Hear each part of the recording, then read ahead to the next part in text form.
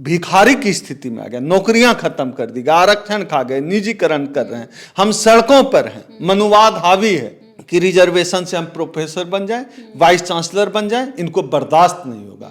इसलिए ये निजीकरण करके लगातार आरक्षण पे हमला कर रहे हैं, आरक्षण को खत्म कर रहे हैं। और पूरे देश में पता तो चले, घोड़ा, गाथी, हाथी, गधा, सुअर सब गिन देते हो, ओबीसी की गिनती क्यों नहीं होती है? क्योंकि गोलवलकर वो आदमी है जो कहता था कि इस देश में SC ST OBC का शासन आ जाए, उससे बेहतर है कि जो है अंग्रेजों की हम गुलामी करें। तो ऐसे गोलवलकर के नाम पे संसद भवन का नाम हो तो इस देश में हम जैसे अम्बेडकरवादी लोगों के लिए चुल्लू भर पानी में डूब मरने की बात होगी। और ये कर भी सकते हैं क्योंकि इन्होंने अपना तो आज तक कुछ बनाया नहीं है, सब दूसरे का बनाया हुआ नाम बदल रहे हैं।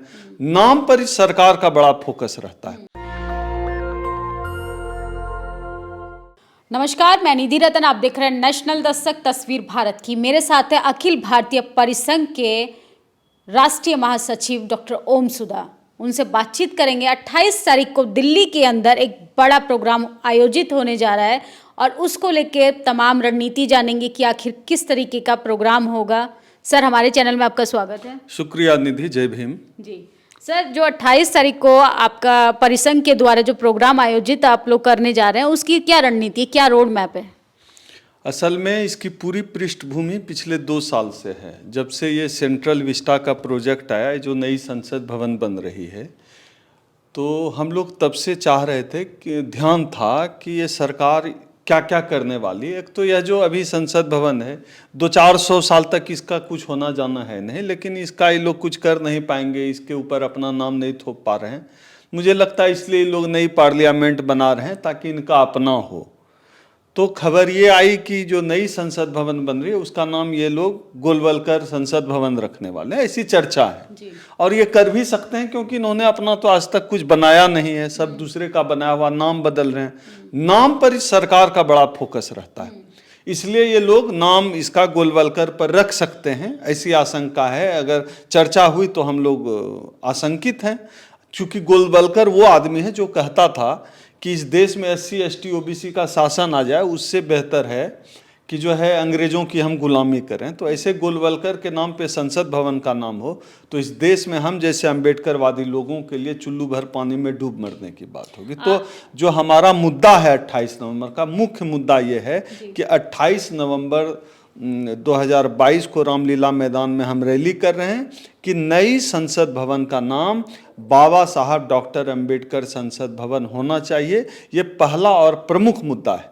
इसके साथ ही जो तमाम मुद्दे हैं बहुजन हित से जुड़े हुए, दलित हित से जुड़े हुए, उन मुद्दों पर भी हम बात करेंगे। मसलन आरक्षण का सवाल, निजीकरण का सवाल, इन तमाम सवालों पर हमारा संगठन अखिल भारतीय परिसंघ, हमारे नेता डॉक्टर उदित राज जी के नेतृत्व में पिछले 26 साल से लड़ाई लगातार लड़ रहा है। हम न केवल लड़ रहे हैं, हम दिखावटी लड़ाई हमारा संगठन नहीं लड़ता है, बल्कि हमने इस देश में आरक्षण को बचाने के लिए संवैधानिक संशोधन भी कराए हैं। नागराज का मुकदमा हमने जीता, वो तमाम क्रेडिट परिसंघ के नाम है, हमारे राष्ट्रीय अध्यक्ष डॉक्टर उदित राज जी के नाम है। इस बार भी इस लड़ाई को हम लड़ रहे हैं। एक बात दिलचस्प यह है निधि कि पूरे दुनिया में जितने भी संसद भवन है किसी का नाम नहीं है, लेकिन क्या है कि सरकार से डर है कि इनके पास इनके नाम का कुछ है नहीं। तो कम से कम इतना तो तय हो जाए कि न रखो बाबा साहब के नाम पे, कम से कम उस जो है चिल्लर टाइप आदमी जो है गोलवलकर, उसके नाम पे तो नहीं रखा जाएगा जो SC ST OBC के खिलाफ है। दूसरा जो हमारा मुद्दा है वो है EVM का सवाल। हम लोग ऐसा मानते हैं कि EVM एक बेईमान मशीन है, हम EVM के खिलाफ हैं। तीसरा जो हमारा एक प्रमुख मुद्दा है वो मुद्दा है कि जाति जनगणना का प्रकाशन किया जाए। पूरे देश में पता तो चले, घोड़ा, गाथी, हाथी, गधा, सुअर सब गिन देते हो, OBC की गिनती क्यों नहीं होती है? जाहिर सी बात है, OBC की आबादी बढ़ी है, सवर्णों की आबादी घटी है, इसलिए जाति जनगणना का प्रकाशन नहीं कर रहे हैं कि आरक्षण का कोटा बढ़ाना चाहते हैं। हम चाहते हैं कि जाति जनगणना का प्रकाशन हो और इस देश में जिसकी जितनी आबादी है उसको उतनी भागीदारी मिले। और एक हमारी और एक महत्वपूर्ण मांग है कि जो ताबड़तोड़ निजीकरण किया जा रहा है उस निजीकरण पे रोक लगे, क्योंकि निजीकरण यह जो करते हैं विकास के नाम पे, उनका एजेंडा स्पष्ट है, विकास इनके लिए कोई मायने नहीं रखता। ये असल में आरक्षण को खत्म करना चाहते हैं, क्योंकि जो लोग आज सोफे पर पैर चढ़ाकर बैठ रहे हैं, महंगी गाड़ियों में चल रहा आज दलित समाज, ये इनको बर्दाश्त नहीं है। तो जो लोग सोफे पर बैठना बर्दाश्त नहीं करते, अच्छे कपड़े हमारे बदन पर बर्दाश्त नहीं करते हैं, ये बर्दाश्त करेंगे कि रिजर्वेशन से हम प्रोफेसर बन जाएं, वाइस चांसलर बन जाएं, इनको बर्दाश्त नहीं होगा।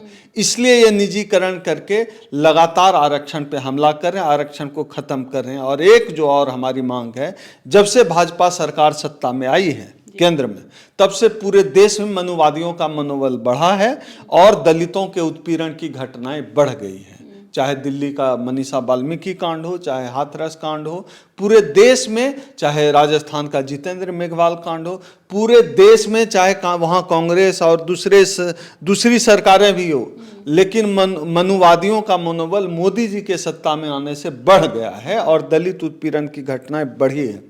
परिसंघ यह मांग करता है कि पूरे देश में दलित उत्पीड़न की घटनाओं पर रोक लगे और 28 नवंबर 2022 का जो ऐतिहासिक रैली हम लोग रामलीला मैदान में करने जा रहे हैं, इन तमाम मांगों के परिप्रेक्ष्य में करने जा रहे हैं। पूरे देश का दलित समाज पिछले 8 साल के इस मोदी के कार्यकाल में भिखारी की स्थिति में आ गया, नौकरियां खत्म कर दी, आरक्षण खा गए, निजीकरण कर रहे हैं, हम सड़कों पर हैं, मनुवाद हावी है, पूरे देश में ब्राह्मणवाद लागू है, ब्राह्मणों का वर्चस्व है, सवर्णों का वर्चस्व है, हमारे गले में फिर से हरिया और कमर में झाड़ू टांगने का इंतजाम यह मनुवादी सरकार कर रही है। इन तमाम चीजों के खिलाफ हम जो है पूरे देश में मुनादी, पूरे देश के दलित, उकताए हुए दलित 28 नवंबर को रामलीला मैदान में दिल्ली घेरने आ रहे हैं। आप जगह जगह लोगों को एकजुट कर रहे हैं, लोगों का रिस्पांस कैसा मिल रहा है? देखिए, अभी हमारे राष्ट्रीय अध्यक्ष उदित राज जी के नेतृत्व में आज भी हमने दिल्ली में 9 नुक्कड़ सभाएं की। एक दिन में हम लोग 10, 15, 8, 10, 15 इस तरह से नुक्कड़ सभाएं करके कम से कम जो राष्ट्रीय राजधानी एनसीआर का क्षेत्र हम चाहते हैं यहाँ से अधिक दलित आए। हमारे नेता उदित राज जी वो एयर कंडीशन घरों में रहने वाले नेता नहीं है, सोशल मीडिया प्रोफाइल खंगालिए। हम दलित बस्तियों में जा रहे हैं, हम अपने लोगों के बीच जा रहे हैं, अपने लोगों को जोड़ रहे हैं, अधिक से अधिक लोगों को कनेक्ट करने का काम कर रहे हैं। तो दिल्ली में हम लोग कर रहे हैं और पूरे देश में हमारा जो संगठन है अखिल भारतीय परिसंघ, चाहे जम्मू कश्मीर में आर के कलसोत्रा जी के नेतृत्व में, तब तेलंगाना में के महेश्वर राज जी के नेतृत्व में, बिहार में शशिकांत जी के नेतृत्व में, उड़ीसा में श्रीजा बालकृष्णन जी के नेतृत्व में, तमिलनाडु में करुपैया जी के नेतृत्व में, उड़ीसा में मानिक प्रभा के नेतृत्व में, पूरे देश में इस तरह से हमारा जो संगठन है अखिल भारतीय परिसंघ देश के दलितों को इकट्ठा करने का काम कर रहा है। हम लोग पूरे देश में इस लड़ाई को लड़ रहे हैं। आज इस देश में संविधान को बचाने की जिम्मेदारी, लोकतंत्र को बचाने की जिम्मेदारी, मिशन को बचाने की जिम्मेदारी इस देश के अम्बेडकरवादियों के कंधे पर। आपके चैनल के माध्यम से निधि, मैं इस देश के तमाम अम्बेडकरवादियों से अपील करता हूं कि ये करो या मरो का समय है।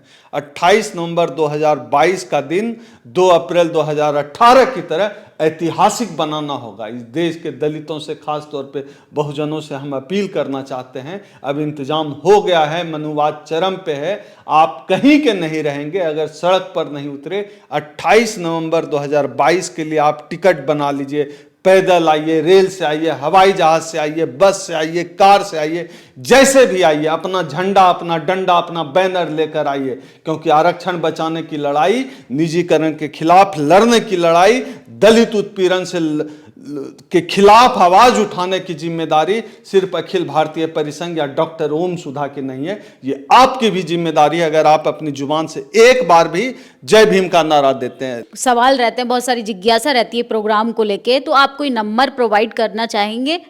बिल्कुल, मैं अपना नंबर बोल देता हूं, व्हाट्सएप पे इस नंबर पे मैसेज करें 8789325595। ये मेरा व्यक्तिगत नंबर है, कॉल नंबर भी है, व्हाट्सएप नंबर भी है। आप व्हाट्सएप पे अपना डिटेल भेजिए, आप कैसे आ रहे हैं, कब आ रहे हैं, कितने लोग आ रहे हैं। यहाँ रुकने के लिए हमने रामलीला मैदान में व्यवस्था किया, आप लोग वहाँ रुक सकते। यहाँ अंबेडकर भवन में हमने व्यवस्था की है आपके रुकने की, आप वहाँ ठहर सकते हैं।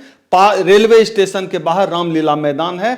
10 बजे से हम लोग रैली शुभारंभ करेंगे। 28 नवंबर 2022 दिन सोमवार का है। जितनी जल्दी हो टिकट बुक करा लें, क्योंकि अब देश के दलितों की एक आवाज है कि बहुत हमने हाथ फैला लिया, बहुत हमने झोली फैला ली।